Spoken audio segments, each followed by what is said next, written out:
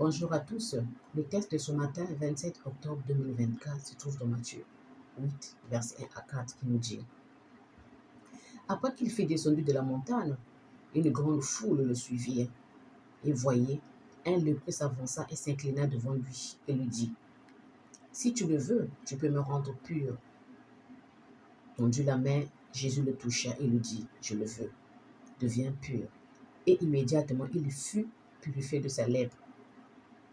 Bien-aimé en Christ Jésus, ce paragraphe nous parle de la guérison d'un lépreux. Un lépreux vient voir Christ Jésus en le suppliant à genoux et lui demande de le guérir. Et Jésus lui dit: Je le veux. Bien-aimé, ce monsieur qui cherche un secours auprès de Christ Jésus était sûr de ce qu'il demandait, parce que c'est sûr qu'il avait déjà entendu parler des accomplissements, des miracles que Christ Jésus avait déjà accomplis auparavant. Quand tu lui demandes si tu peux me guérir, quand on entend la manière dont il demande de l'aide, on sent qu'il était sûr de ce qu'il était en train de demander avec une grande foi. Christ Jésus fut ému et eut pitié. Sans hésiter, il lui dit: Tends la main. Il tenda la main. La Bible dit: après que Christ Jésus fut le touché, sa lèpre disparut immédiatement et il devint pur. Il était guéri à l'instant même. Par la suite, Christ Jésus lui ordonne de partir de suite et sans rien dire à personne. Mais, par contre, il va se montrer au prêtre et faire un sacrifice de purification. Ce sacrifice qui a été ordonné par Moïse pour que ce soit un témoignage pour eux. Bien-aimés en Christ Jésus, nous avons vu la foi d'un lépreux avec l'assurance qu'il a été guéri, avec la foi surtout. Nous aussi, on peut être guéri en demandant à Christ Jésus de nous guérir. Lui aussi, Jésus, ce n'est pas lui qui guérit. Il va demander à son Père qui va lui ordonner de nous ordonner par la suite la guérison. Parce que lui-même dit dans sa parole, il ne peut rien faire sans l'aide de son Père.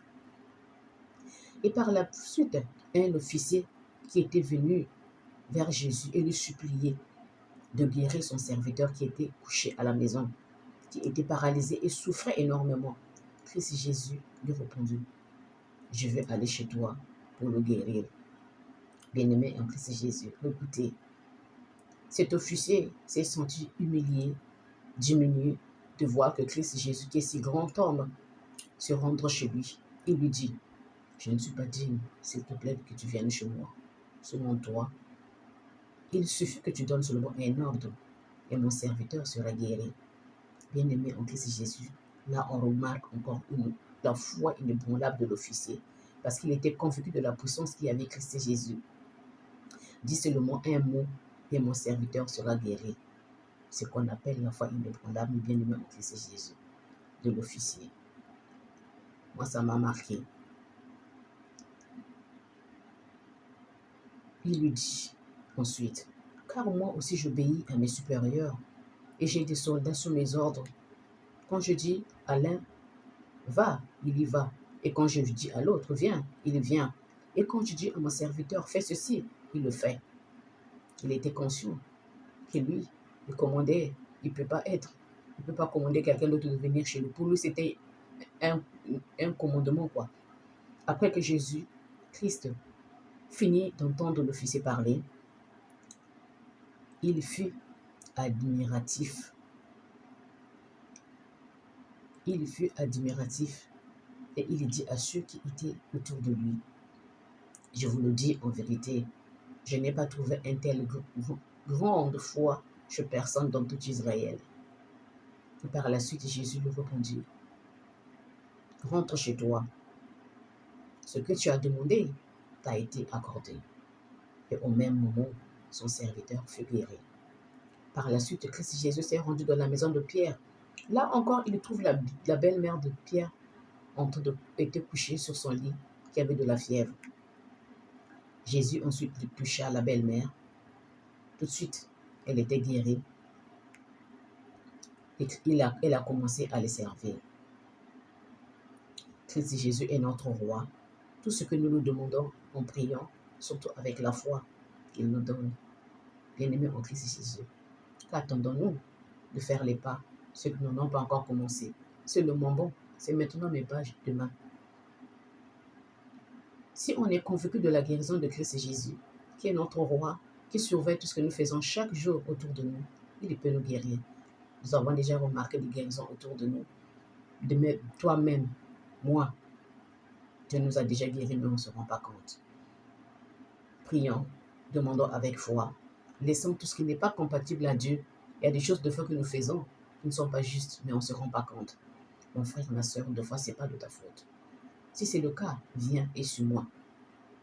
Pour conclure, mes bien-aimés, quand Christ Jésus vivait sur la terre, ceux qui avaient vu les miracles qu'il accomplissait, tous étaient touchés, sans compter la foule qui le suivait à chaque fois. Il a accompli beaucoup de miracles de guérison.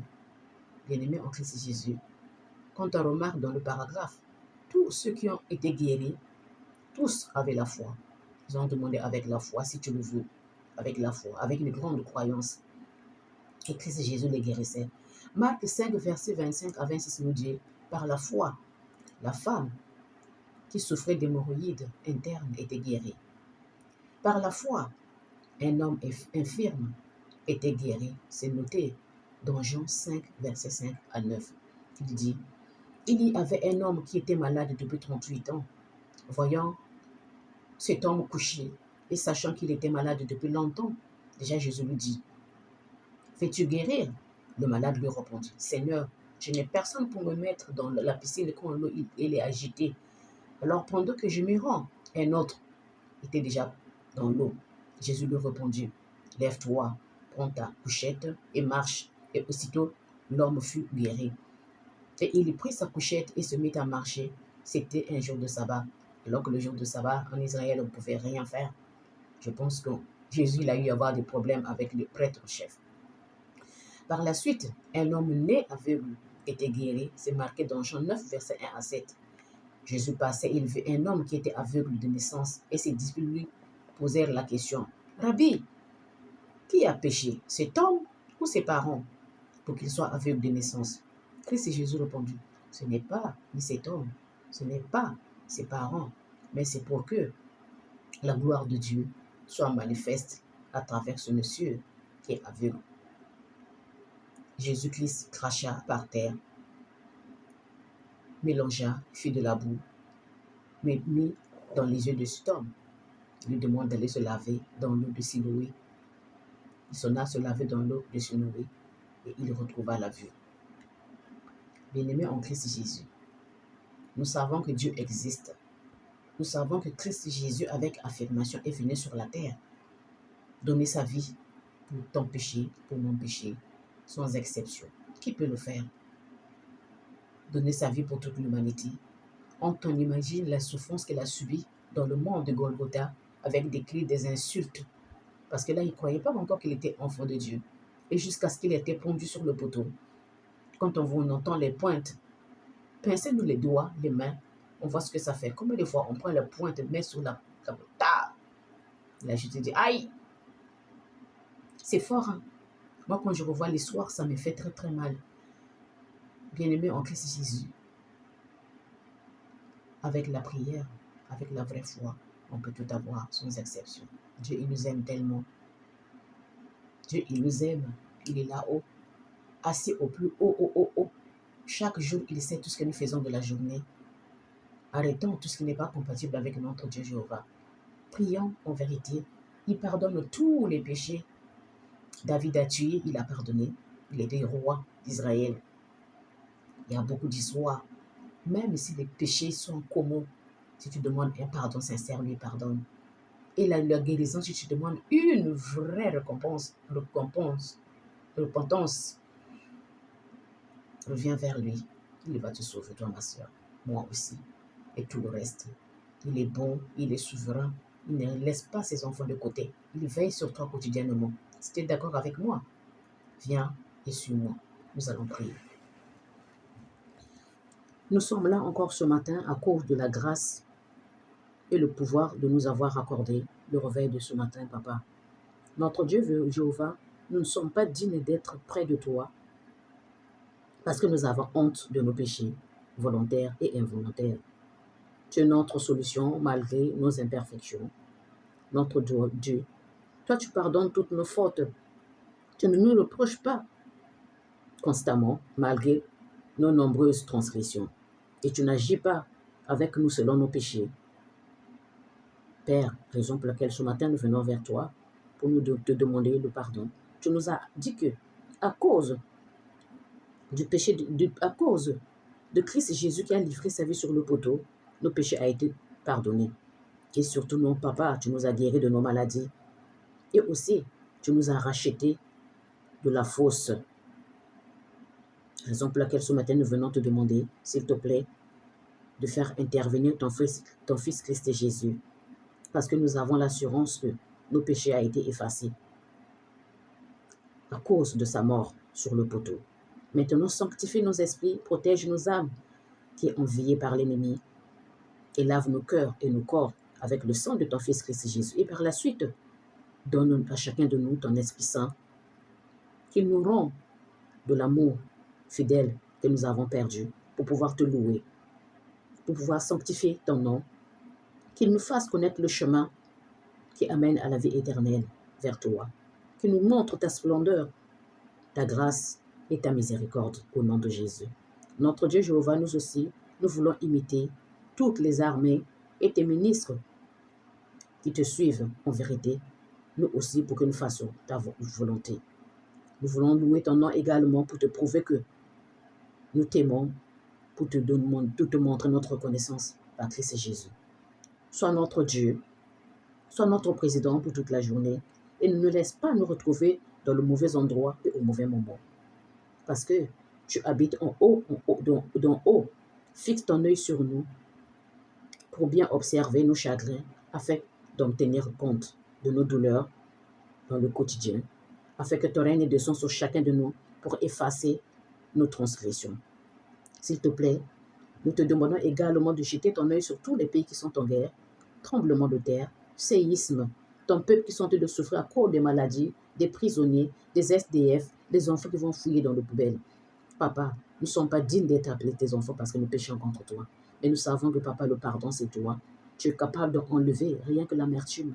Tu es capable, Papa, de soulager ceux qui souffrent chaque jour et de nous donner à manger parce que c'est ton souhait. C'est toi-même qui nous as dit que tous les jours, on aura à manger. Bénis tout ton peuple sur toute la terre habitée. N'oublie pas les veuves, les orphelins et les veufs et les personnes âgées. S'il te plaît, mon papa, nos petits-enfants comptent sur toi aussi. Chaque jour, papa, nos mains et yeux sont fixés pour toi, pour pouvoir obtenir la guérison, la vie éternelle. Si tu le veux, s'il te plaît. Toi qui es dans les cieux, que ton nom soit sanctifié sur chacun de nous, sur toute la terre habitée. Et si cette prière te convient, c'est entre la main de ton Fils Christ Jésus que nous la déposons directement. Tous nous disons Amen, Amen, Amen et Amen. Très belle journée à tous.